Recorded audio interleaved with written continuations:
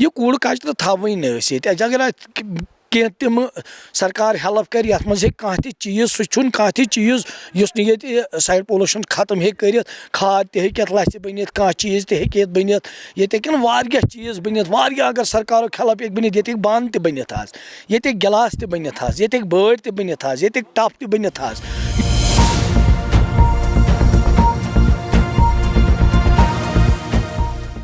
नमस्कार, आप देख रहे हैं एयर न्यूज। आज हम बात करेंगे एक ऐसे शख्स की जिसने गार्बेज यानी कचरे के सहारे खुद को करोड़पति बना दिया है। दक्षिण कश्मीर के कुलगाम जिले के तारिक अहमद गनई ने प्लास्टिक और अन्य कचरे को दोबारा उपयोग लायक बनाने के लिए एक छोटा सा व्यवसाय शुरू किया और आज इस कचरे के व्यापार से उनकी सालाना इनकम 3 करोड़ रुपए तक पहुंच गई है।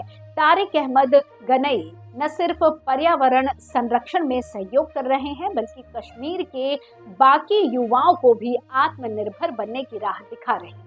तारिक की यात्रा दृढ़ संकल्प से भरी हुई और बेहद प्रेरणादायी है। उनकी एजुकेशन 4वीं कक्षा में रुक गई जब उनके सामने अपने पिता की मृत्यु के बाद अपने परिवार का भरण पोषण करने की जिम्मेदारी आ गई। साल 2009 में वो दिल्ली चले गए जहां उन्होंने एक मजदूर के रूप में काम किया। मजदूरी के बाद उन्हें कबाड़ फैक्ट्री में नौकरी मिल गई। प्लास्टिक, पॉलिथीन, कागज, पुराने टिन की बोरियां रखना और वाहन तक कचरों को पहुंचाने का काम होता था। विपरीत परिस्थितियां न उनको आगे बढ़ने की राह दिखाई। तारिक को कचरे का काम करते करते ये अंदाजा हो गया कि जिस कचरे को लोग इधर उधर फेंक कर पॉल्यूशन फैलाते हैं, उसी कचरे को प्रोसेसिंग करके नई चीजें तैयार की जा सकती हैं। दिल्ली में उन चुनौतीपूर्ण दिनों के दौरान प्लास्टिक रिसाइकलिंग व्यापार के बारे में उन्होंने बहुत सी बारीक बातें सीखी।